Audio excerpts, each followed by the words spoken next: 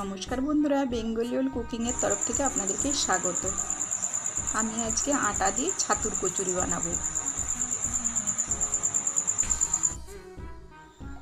এখানে আটা নিয়েছি, এর মধ্যে 2 টেবিল চামচ সুজি দিচ্ছি, 1 টেবিল চামচ চিনি, লবণ আর জোয়ান দিয়ে দিচ্ছি হাফ চা চামচ, 2 টেবিল চামচ সাদা তেল দিয়ে দিচ্ছি।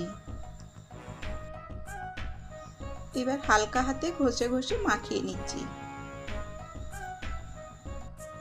এখানে আরও 1 টেবিল চামচ সাদা তেল দিয়ে দিচ্ছি। অনেকের ময়দা খাওয়া চলে না, আবার তারা খাস্তা কচুরি খেতেও পছন্দ করে। আটা দিয়ে এইভাবে যদি কচুরিটা বানানো যায় তাহলে খাস্তা হয়। এবার এইভাবে মুঠো করে দেখতে হবে, যখন মুঠো হয়ে যাবে তখন বোঝা যাবে যে ময়ানটা দেওয়া হয়ে গেছে। এবার অল্প অল্প জল দিয়ে আটাটা মেখে নিচ্ছি, যেমন আমরা পরোটার জন্য ডো তৈরি করি সেই রকম।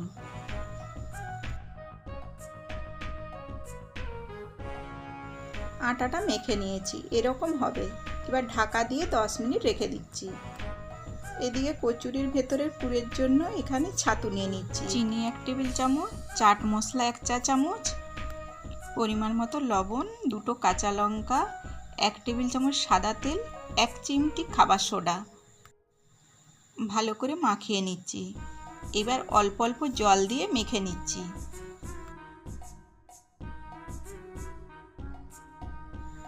এবার এর থেকে ছোট ছোট বল তৈরি করে নিচ্ছি।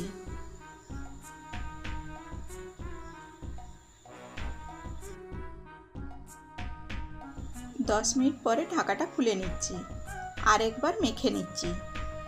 এবার ছোট ছোট কেটে নিচ্ছি, লুচির চেয়ে বড় সাইজের করে কেটে নিচ্ছি লেচিগুলো।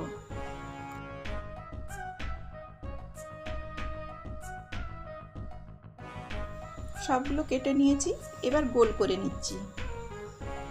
এবার ভেতরে পুরটা দেওয়ার জন্য একটা বাটি তৈরি করে নিচ্ছি।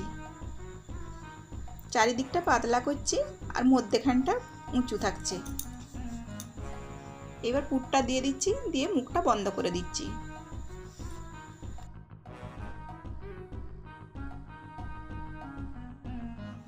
একই রকম ভাবে সবগুলো তৈরি করে নিচ্ছি।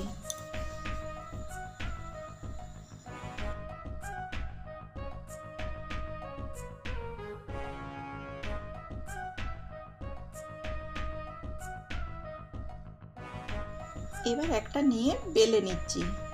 হালকা হাতে বেলে নিতে হবে, না হলে পুরটা বেরিয়ে যাবে। লুচির চেয়ে একটু মোটা সাইজের হবে। আরও একটা বেলে নিচ্ছি। এখানে সাদা তেল মিডিয়াম গরম হয়েছে, এর মধ্যে একটা কচুরি ভাজার জন্য দিয়ে দিচ্ছি। আস্তে আস্তে চারিদিক থেকে ফুলে উঠছে।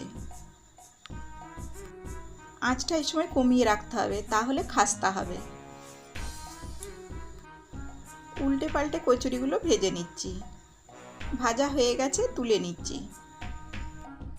আরও একটা ভাজার জন্য দিয়ে দিচ্ছি। তেল কিন্তু খুব গরম করা চলবে না।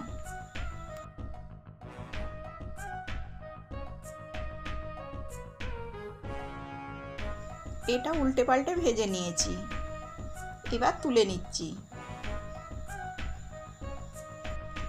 সবগুলোই ফুলকো ফুলকো হচ্ছে আর খাস্তাও হয়েছে। একটা ছিঁড়ে দেখাচ্ছি ভেতরে কতটা পুরে ঠাসা। দেখুন কতটা খাস্তা হয়েছে।